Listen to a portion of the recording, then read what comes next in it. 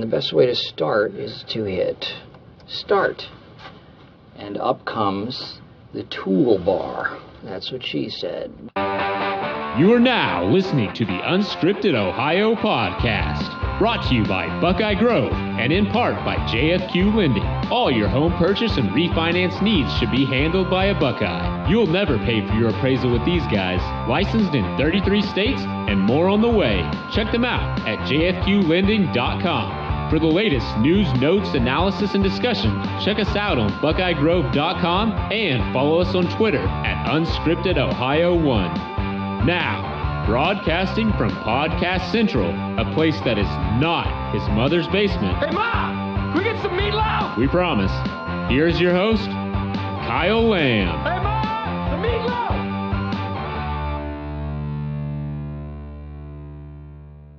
It's a very good football team, very well coached. Coach Fickell's done a very good job of building toughness in this program. I think it's a veteran group. I think on offense, they're led by their quarterback and the running back. They both play really, really hard. They're tough players. They've won a lot of games there. So, they bring different things to the table that we've got to be ready for. And then on defense, very, very sound in terms of their scheme. Guys play really hard, running the ball, and they did a great job last week and got a win against a Power 5 team. So. New challenge this week. Got a lot of respect for Coach Fickell and what he's built down there. I think it's a very strong program and in great shape, and so we know they're going to come in here hungry. And being in the same state, we know that means a lot. So we're up for the challenge, but getting ready for it as we get into Saturday. As you probably figured out, that is not your host, Kyle Lamb. That is actually Ohio State head football coach Ryan Day talking about Cincinnati Bearcats and head coach Luke Fickell, former Ohio State defensive coordinator, who are coming to town on Saturday as the Buckeyes and Bearcats tangle at noon Eastern. That is an ABC kickoff. That is, you heard it right there. Ryan Day has said all of the right things, but he has, I think, a very sincere appreciation for the program that Cincinnati has. We're going to talk about that today and a little bit more on Friday. We're going to preview the Cincinnati Bearcats a little bit later this week. Today, we've got some more rehashing to do over the game on Saturday with Ross Fulton of Buckeye Grove, football analyst. I think if you have not heard Ross analyze football, you're in for a real treat. So some of you newer listeners to the Unscripted Ohio Podcast Network, you're going to love what Ross brings to the table. I am your host, Kyle Lamb. We are brought to you by BuckeyeGrove.com, as well as our title sponsor, JFQ Lending. All of your mortgage and refinance needs should be handled by Buckeye, licensed in 33 states. So please check them out at jfqlending.com. We are also here thanks to support by GoBus. Ohio's rural intercity bus system can bring you to Columbus for Ohio State sporting events with over 40 stops to locations across the state. Please visit them at ridegobus.com or give them a call, 1-888-95-GOBUS. So, as I mentioned today, we're going to talk a little bit Ohio State Cincinnati. We're going to extend the preview later this week as well. Today, we have Ross Fulton coming up to break down what we saw in the Ohio State-Florida Atlantic game. We're going to talk about the offense. How does Ohio State incorporate some of the Chip Kelly type of concepts that you see from his past Oregon and NFL schemes. Ross is going to explain that, and also what we saw on defense as they are trending towards more of a cover 3 type defense. And will that continue? We'll get into all of that with Ross. So in addition to what we're talking about today with the the backward thinking and kind of examining what happened in the Ohio State game, so a little bit of programming notes here to go over. Of course, we had the debut on Tuesday of the Dog Days podcast. If you're a Cleveland Browns fan, please check out Chris Drew's premiere episode of Dog Days. I think you're going to like what he does going forward. Trivia, interviews, news, opinions, analysis, you name it. Chris is going to be on top of the Cleveland Browns this year. That's what she said. You may have heard this, the opening line, The Office clip. I love The Office, one of my favorite all-time shows. So we've got that. We've got Corey and Johnny Bullitt, of course, coming up with the Thursday Scarlet and Great podcast. And also don't forget on Thursday, Shane Larson with episode number 2 of the Gridiron Game Time. I'm very interested to see what Shane has to say about what we saw in the first weekend, not only with the SEC looking really weak, Boise State with a big come-from-behind win over Florida State. I know Shane, being a Boise State guy, really excited about that. But I'm also interested in his take and some of your takes as well with this big showdown we have coming up this weekend. No, I'm not talking about Ohio State Cincinnati. I'm actually talking about LSU Texas. Really interested to see how Joe Burrow does in that big showdown with Texas and Sam Ehlinger on the other side of the signal caller battle. So that'll be a really good game to watch.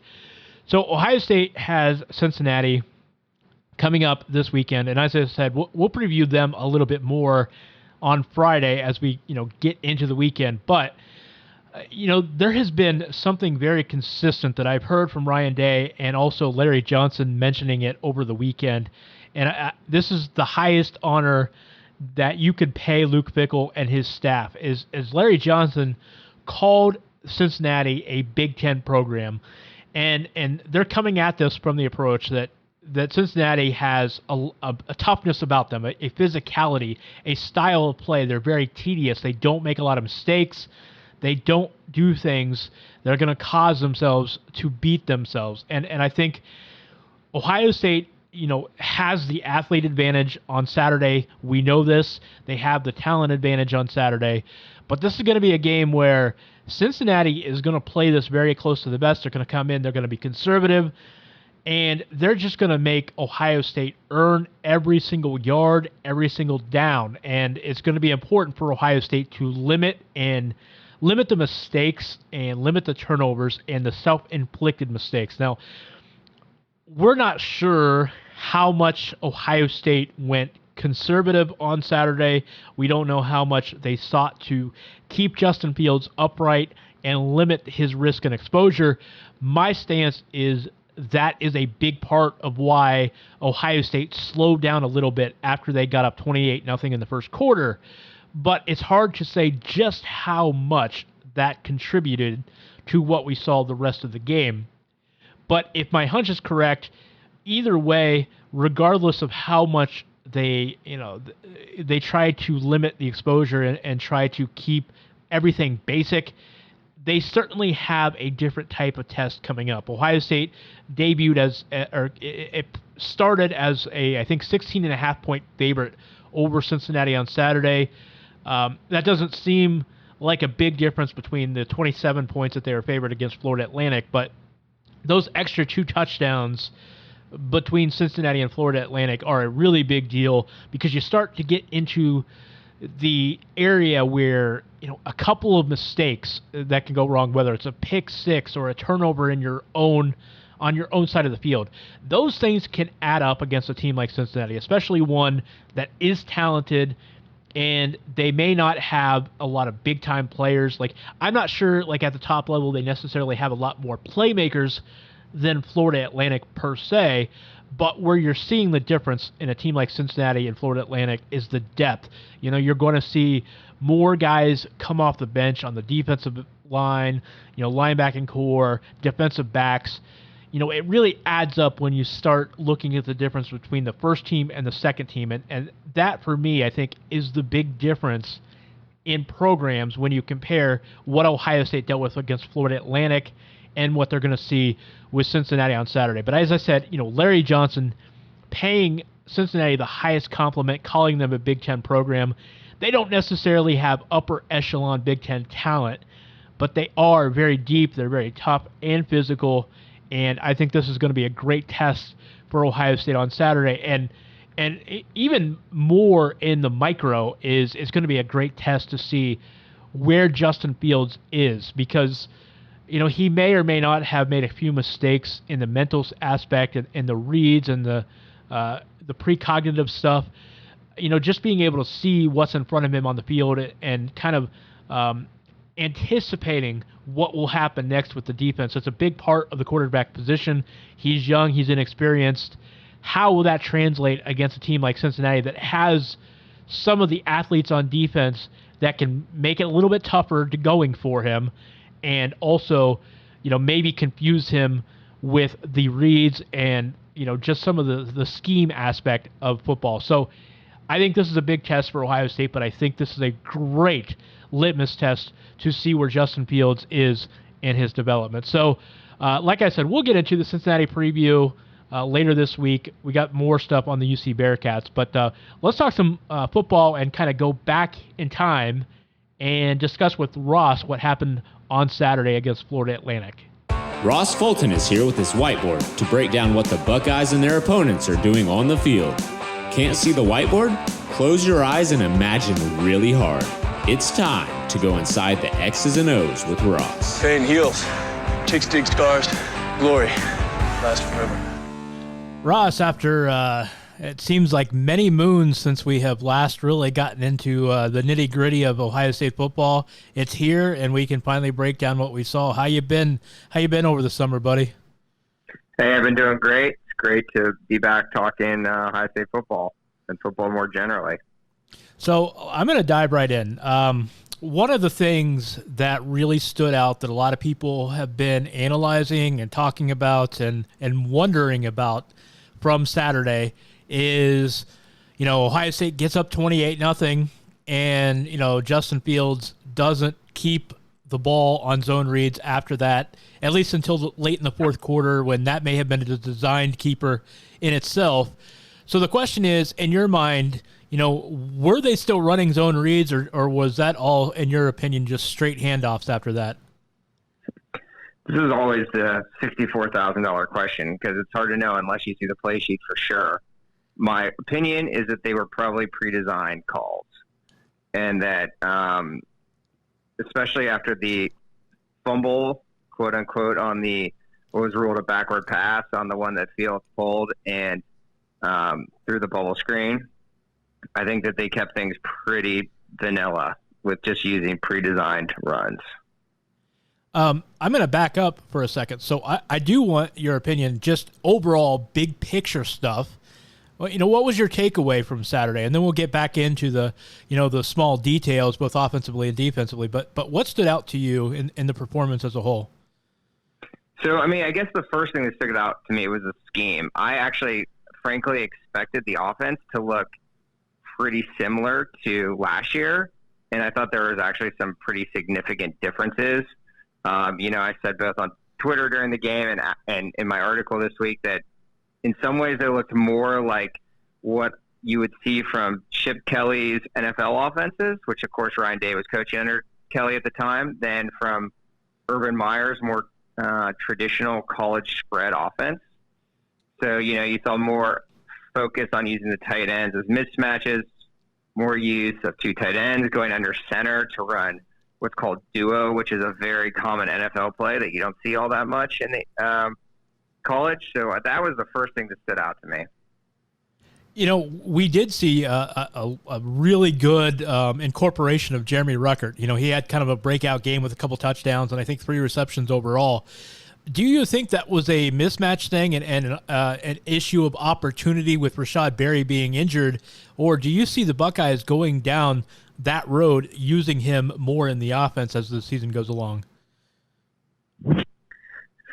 So I guess there's 2 parts to that question, which I think the first part is like, will the 12 personnel or, 1 back, 2 receivers, 2 tight ends be a significant part of the offense? And then will that second tight end be Ruckert once Berry comes back? To the second part of the question, I'm not sure. I thought Ruckert had some good plays in the receiving game. I still think as a blocker, he sometimes struggles. I do think the 2 tight ends will continue to be a part of the offense. I think that they think particularly in certain run downs that it can make up for having to rely as much on the quarterback on designed runs, and so you get a little bit more another blocker or 2 in there or create some mismatches. But, I do think that they also probably strategically wanted to get that on film right away so that teams have to prepare for it.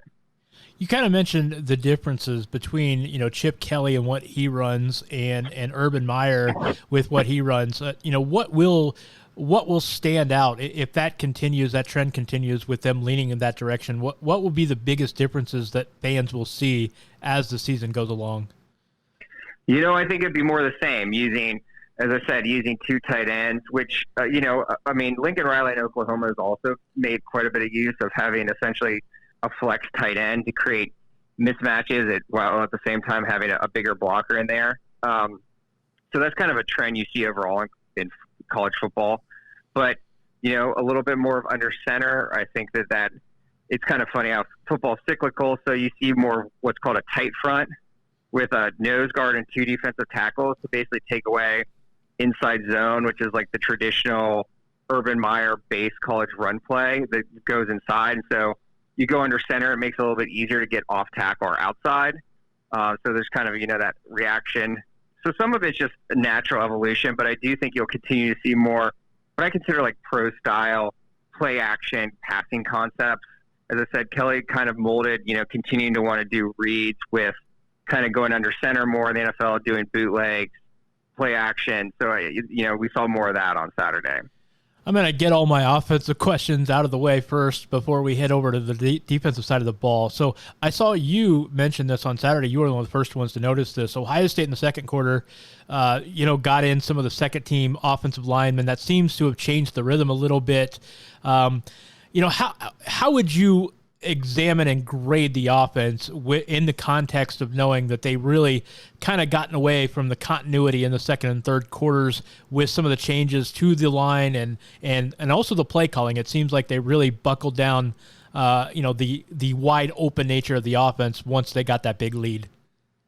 Yeah, I think there was some inconsistency, some first game stuff. It's with offensive line play on the one hand, you could just be like, they subbed in a series or two. What's the difference? But to me, offensive line play is such about continuity, particularly as Florida Atlantic, to me basically decided that we're obviously going to struggle playing this straight up. So we're going to blitz, we're going to drop 8, we're going to do things that are, a bit more unconventional just to, basically roll the dice and see what we can do. And so when you're dealing with blitz pickup and you sub in, it's no coincidence that when you subbed in at Alibi for Thayer Munford that there became issues with blitz pickup on the left side, not even because so much of anyone's ability, but just because of that communication issue.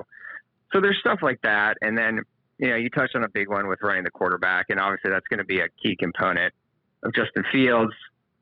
When she took that away, there's multiple times where J.K. Dobbins was tackled by an unblocked safety coming down. And so, if you're going to continue to run without wanting to pass all the time, without running the quarterback, you're going to get those issues. So I think there was some of that combination of first game inconsistency from a pretty young group on offense, as well as the game situation.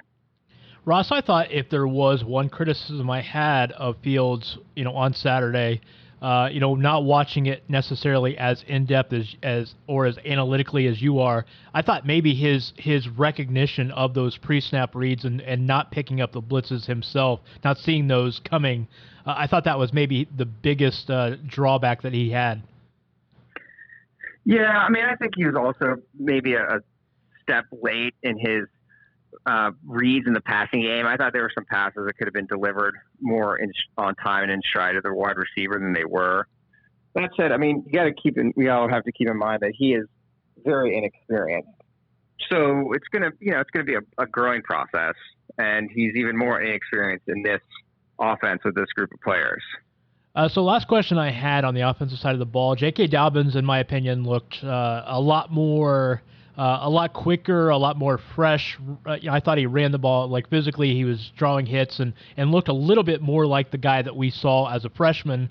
But I also thought, he didn't hit the long ball, maybe missed a couple of open holes. I'm curious how you would grade Dobbins' performance. Yeah, to me, I think the focus on him hitting a big run is maybe influencing him as well, because I think he's trying too hard to hit a home run and not enough on just following the hole and following his blockers and taking 5 yards when it's there. I think there are a few situations where he tried to bounce back too quickly, which led to, little to no gain. So, again, there can always be some first game jitters. I think a lot's been put on him. There's been just a ton of talk of this season about getting back to his freshman year, quote unquote. So, I give him the benefit of the doubt. And we'll see what happens the next few games. So defensively, Ross, you wrote on Buckeye Grove on Tuesday about you wrote about a lot of things, but one of the things that you covered was the differences in defense, and you talked about running a lot of cover one on first down, but then on second down, and Joel Klatt I think mentioned this on the broadcast as well, going into cover three and kind of in that light zone, and I wanted to ask you about this because Klatt mentioned that the Ohio State-Michigan performance last year by Ohio State was actually one of the reasons why they got into this kind of defense a little bit more, recognizing it's going to be more difficult on the defensive side of the ball. So I kind of want to ask your opinion about that and what you think about how they're incorporating that a little bit more on second and third downs. Again, it's after one game, I'm always hesitant to jump to big conclusions. I think that they kept things very vanilla on defense. So I'm loath to say this is what they're going to do, full stop. That said, it's undoubtedly true that they're going to use a lot of those single high, cover one and cover three on early downs. And, partially, again, that reflects Greg Madison's long background. I think it does, though, also, I think Urban Meyer was talking about it on the broadcast. Like anything else, when you see cover one play after play, there's plays to attack cover one. We saw that with Ohio State against Michigan, to Joel Klatt's point, with mesh and other crossing routes. Cover three, the way they're doing it, lets them keep their linebackers, or the two inside linebackers, I should say, in the tackle box, and can hopefully, I think from their perspective, reduce, because of that, conflict on run-pass options. They have guys that are primarily playing the run and guys that are primarily playing the pass. And so I think that they're both, mixing and matching cover one, cover three is a way to keep things simple, as the catchword was all off season, while still giving change-ups to the offense. It was just Florida Atlantic, and as you've said a couple times here as we've been talking, it is just one game. But geez, on Saturday I felt like we saw an Ohio State defense fly around and just look like they weren't confused and they weren't slow to react. And for me, it looked like the fastest and most crisp Ohio State we've seen defensively really in the last few years. Did you get that same impression? Yeah, I think that, as I think Greg Madison and Jeff Hafley want, the scheme. So it's hard to explain in some ways, because it's not that the scheme per se is simpler. It's just within each play call, there's less thinking required on the part of any one individual player. What they were doing last year, sometimes guys would have multiple reads, and so that slowed people down. And so now they're able to play faster because there's less asked of them in terms of what they need to do on any one concept. The trade-off with that is what we saw in the second half, which is once Florida Atlantic come out and knew that those were the schemes that they were going to face, you start having calls for that. There's plenty of what's called cover three beaters out there, pass concepts that attack that coverage. So it makes it more incumbent on the coaching staff to change things up and stay ahead of the offense, but it reduces the thinking for any individual player on the field, which allows them to play more aggressively. Yeah, Klatt, I remember him saying, they were talking about the seams and down the hashes where, where that defense could be exposed. And Harrison Bryant, who I was really impressed with, that guy is going to terrorize Conference USA this year. But that seemed to be where they had success there in the second half when they had a few sustained drives. Whereas the first half, they didn't have much of anything. And they did have a little bit of success on Ohio State there, later on as the game went along. Yeah, and that's where you attack cover three, and Ohio State made it somewhat easier on them by staying in their base personnel. So your guys playing the seams were often the bullet position and or Sam linebacker, as opposed to having the bullet and what I call the cover safety, which is Sean Wade. So again, I think that was a purposeful tactical choice we're just going to stick in base personnel this game and not really show our cards, because they do have a bunch of 4-2-5 split safety change-ups, that we even saw some in the spring that they really didn't use on Saturday. So Ross, 2 last questions here before we wrap up. So in general, what did you think about the linebackers? I felt like individually we saw an improved Tough Borland. I thought Baron Browning played one of his better games that he's played so far. Pete Warner I thought was excellent. And Malik Harrison, my goodness, that guy put on some vicious hits throughout the course of that game. What did you think about the linebackers as a whole? Definitely improved. I mean, you would expect improvement, even putting aside the change in scheme. I mean, their guys have all played a lot of snaps and are now a year older, and Tough Borland's healthier. I mean, I think Malik Harrison's definitely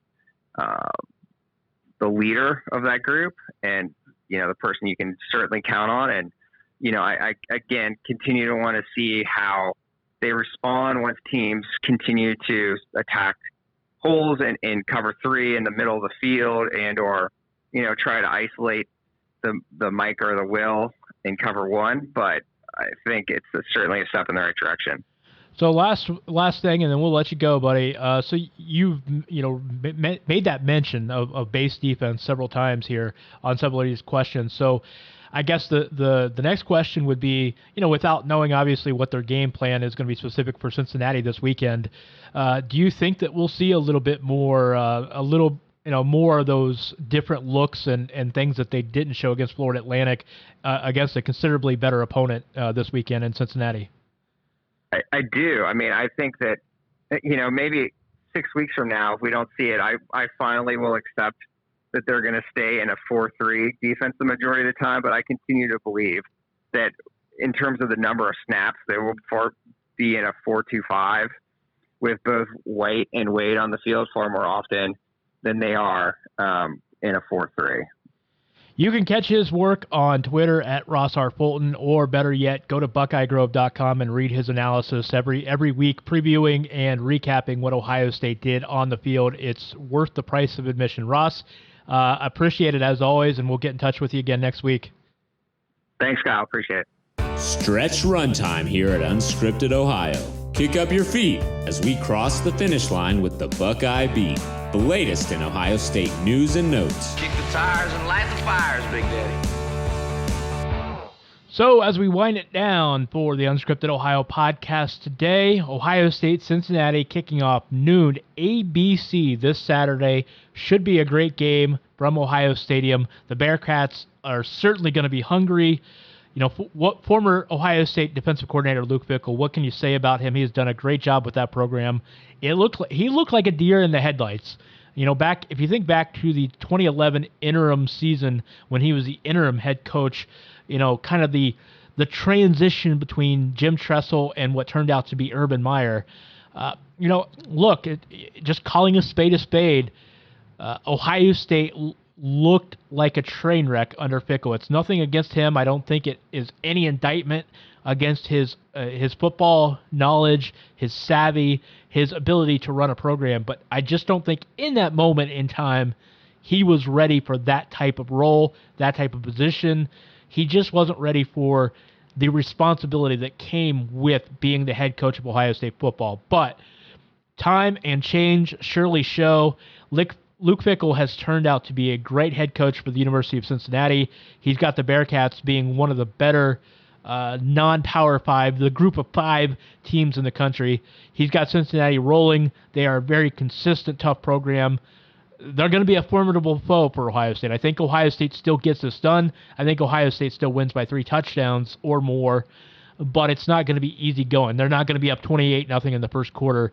I'm pretty sure of that. So, on Friday, to preview that game between the Bearcats and Buckeyes, we have Jason Stamm, managing editor of BearcatReport.com on the Rivals Network. He'll be along with us, and we will preview the UC Bearcats from Jason's perspective on the Daily Beat, so that should be a lot of fun. As I said, coming up on Thursday, tomorrow we have Corey Thompson and Johnny Bullitt with the Scarlet and Great podcast, and then in the afternoon, Shane Larson will be back with episode number 2 of Gridiron Game Time. That should be a lot of fun. Great first week of college football. more college football coming up, really some big games this weekend. Shane will get into all of those and recap what happened in the previous weekend. So that'll be a lot of fun. Can't wait for it. Unscripted Ohio Podcast Network is rolling. We have Monday, Wednesday, Friday, the Unscripted Ohio Podcast every Tuesday and Thursday, the Scarlet and Gray Podcast. On Tuesdays, Dog Days, your Cleveland Browns outlet, and on Thursdays, the Gridiron Game Time with Shane Larson. Of course, you can catch the Unscripted Ohio Podcast specifically on BuckeyeGrove.com. You can catch all 4 of our podcasts on iTunes, SoundCloud, Google Play, Spotify, and Stitcher. Find me on Twitter at KYLam8 or follow the Unscripted Ohio Podcast on Twitter at UnscriptedOhio1. That is the number 1. That's going to do it for us, everybody. Hope you have a great week. Make sure you check out Johnny and Corey, as well as Shane with the Gridiron Game Time on Thursday. That's going to do it for me. Have a good one. You can get new episodes of Unscripted Ohio on Mondays and Fridays exclusively at BuckeyeGrove.com or anytime on SoundCloud, iTunes, Google Play, or Stitcher. Be sure to subscribe to stay up to date on all things Ohio State.